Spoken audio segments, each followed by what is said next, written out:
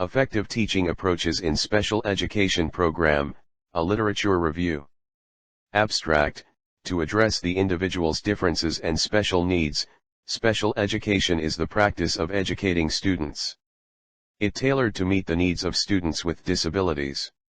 Effective teaching approaches for special education program are ways to identify and achieve the main goal on special education.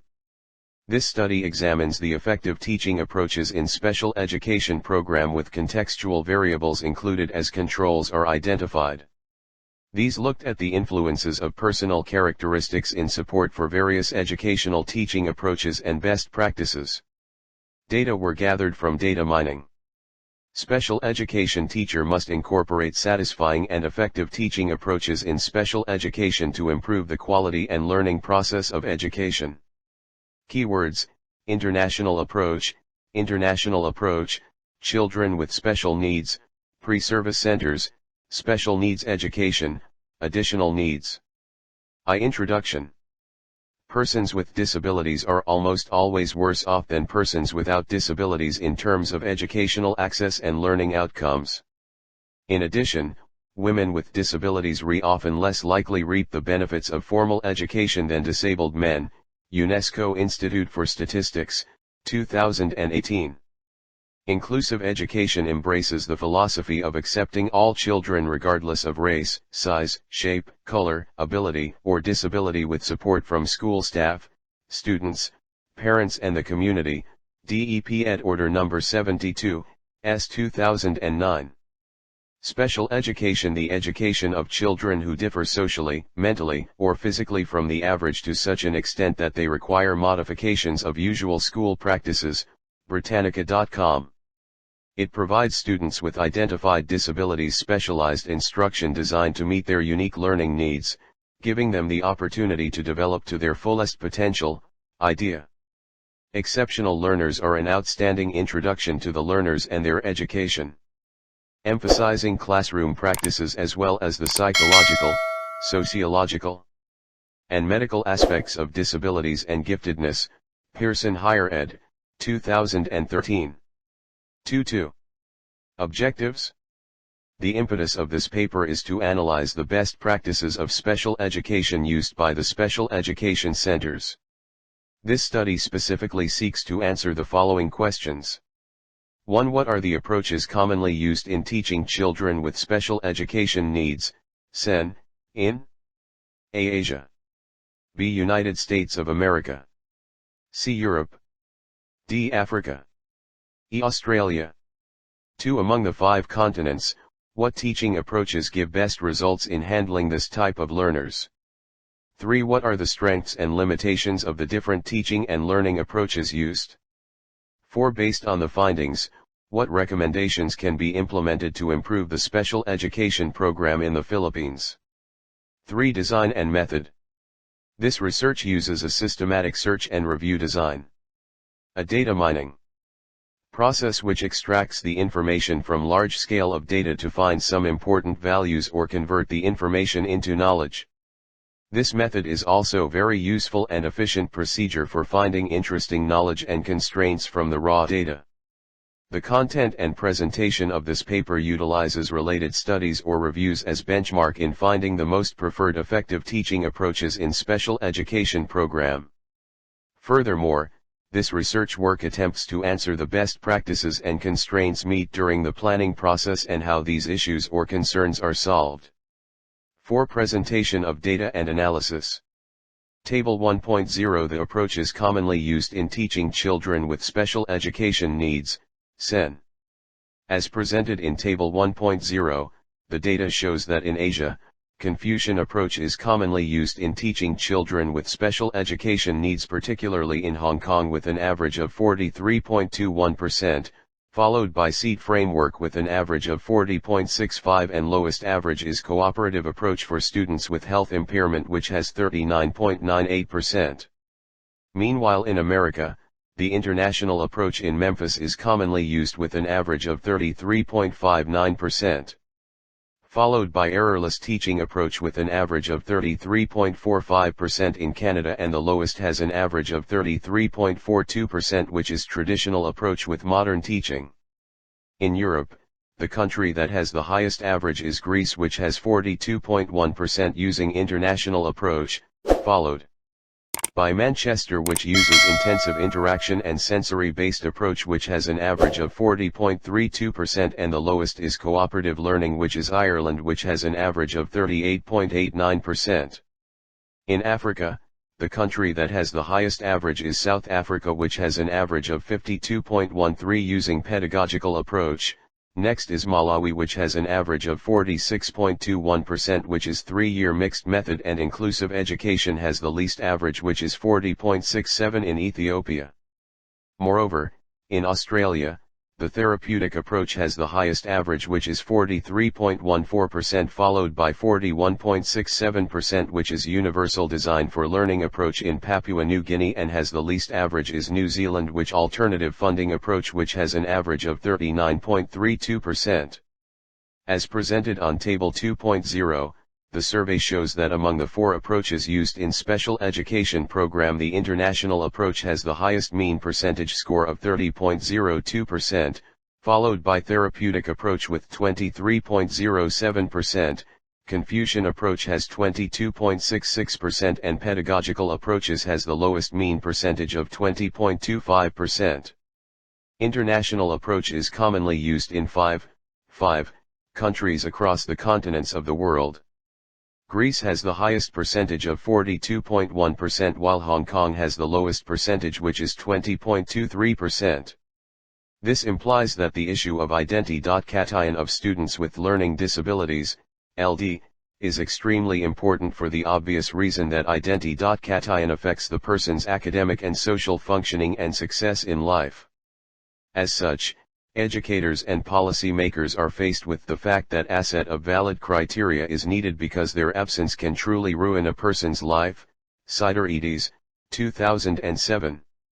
Interestingly, these characteristics appear to be, at times, even more important compared to the formal identity.cation criteria. Example: cognitive variables, when used for identifying students having LD, IJERT, Morgan, Botsas, Patalingjug, and Fuchs, 2006, and they have also been shown to be important intervening variables, Garcia and DeCasso, 2004, 2006. Therapeutic approaches. Australia has the highest percentage, which it has 43%, and it is the highest, while Hong Kong has the least percentage, which is 17.16%. This shows that educational system in Australia is the responsibility of individual states and territories. Consequently, each jurisdiction has its own Education Act and establishes its own agenda regarding the education of students with special needs. Whereas, there are many similarities between the content of individual acts, the options for the education of students varies quite considerably, due to the autonomy of decision-making within each authority. The geographical vastness of the continent also impacts enormously on the availability of school options, with many children being unable to attend a traditional local community school. Ferlin, 2005. Two broad philosophical influences have dominated the debate in Australia regarding inclusive placement options: Dempsey and Foreman, 1997. Some professionals, example psychologists, argue that inclusion should provide a single educational setting but offer a continuum of services. Others propose that all children have a right to be in the mainstream all the time and that no alternative withdrawal options should be available. In 2006, both types of inclusive practices may be found in Australia. Ferlin, 2006. In Confucian approach, Hong Kong has the highest percentage, which is 43.21%, and South Africa has 5.23%, which is the lowest percentage in Confucian approach. This indicates that the inclusive education system is, however, noticeably starting to gain increased momentum as the Asia-Pacific region follows the international trend to embrace the ideology of greater inclusivity. The focus is no longer on those students who exhibit a specific disability. Inclusion seeks to address the needs of all students who may have difficulty in accessing the mainstream curriculum and attempts to do this within a whole school approach to diversity. Ferlin, 2005. According to Confucius, The philosophical underpinning regarding people with disabilities is that they should be cared for with tolerance and acceptance. Pang and Ritchie, 2006. According to Piao, 1991, the support for people with disabilities and the expectation that they should be treated in an honorable way was enacted at least 1,000 years before similar human rights perspective were initiated in the West. In pedagogical approaches, South Africa has 52.13%, which is the highest percentage, and Greece has the lowest percentage, which is 8.71.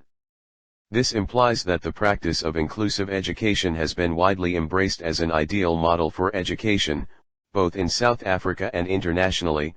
Mar, 2009. However, this acceptance of ideal practices does not necessarily translate into what actually occurs within the classroom. Successful inclusion depends on the attitudes and actions of school principals, Zollers, Ramanathan and U, 1999, and the investment of other school personnel as they create the school culture and have the ability to challenge or support inclusion. In Scow, 2002. Research has found that although teachers often report that they agree with the idea of inclusion, they actually believe that the needs of learners with disabilities are best met in separate classrooms. Campbell, Gilmore and Cuskley, 2003, particularly those learners with greater special needs and more severe disabilities. Scruggs and Mastropiuri, 1996.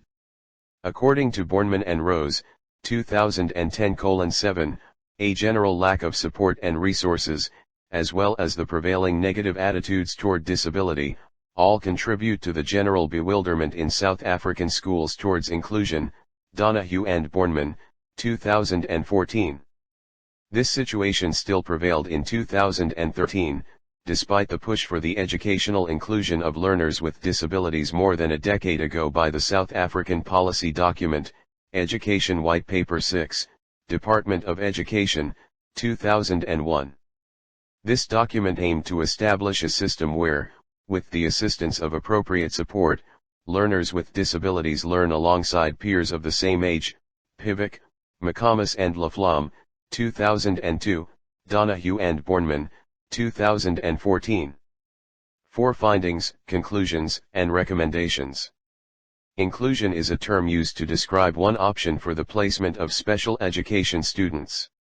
These inclusive programs are sometimes referred to as mainstreaming, which is the selective placement of students with disabilities in regular education classrooms.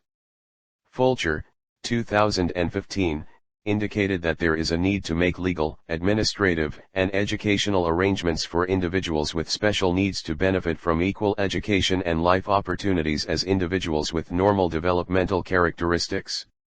Individuals with special needs have different requirements and characteristics from their peers with typical development in terms of physical, social, mental, and emotional development. Individuals with special needs might differ significantly from the level expected from his or her age in terms of individual characteristics and educational competence for various reasons. Baglama, Certas, and Demiruk, 2017, Bateman and Bateman, 2014. Some of the problems include: 1. Need for different types of studies and interventions, studies that explore system and school-level interventions, rather than focusing on improving the skills of individual children are also needed. Cooper et al., 2018, The Impact Initiative, 2018. 2. Need to generate better quality data. There was a lack of evidence regarding outcomes other than educational skills, such as academic achievements, e.g. high school graduation achieved, social inclusion at school, and stigma reduction. Cooper et al., 2018. 3. Benefits for students with and without disabilities. Many of the papers highlight older research that demonstrates the benefits of inclusive education not only for students with disabilities, but also especially for students without disabilities, both academically and socially. Hahir et al., 2016. Many of the studies argue that in general separate educational settings for children with disabilities are not as beneficial as more integrated settings. Young and Filler, 2015. However, others argue that it cannot unequivocally be concluded which setting has the greatest effect on the scholastic and social development of special needs pupils. Gesalago and Larson, 2013. It is important to note that the majority of the research these findings were based on were from the US and other high-income countries. 4. Barriers and lack of finance. Significant barriers exist that prevent inclusive education from being implemented or used to its fullest extent. Many school systems in developing countries lack the financial capacity, resources, or teachers trained in special education to properly assimilate special needs students into mainstream classrooms. There is also a scarcity of information on financing of inclusive education. European Agency for Special Needs and Inclusive Education, 2016, 44. 5. Effectiveness of different interventions not clear-cut. Results from several of the studies show that peer tutoring can be an effective strategy for including special needs pupils in mainstream education. Gesalago and Larson, 2013. Cooper et al., 2018, found promising evidence that primary education interventions in developing countries are effective, but better quality evidence is needed.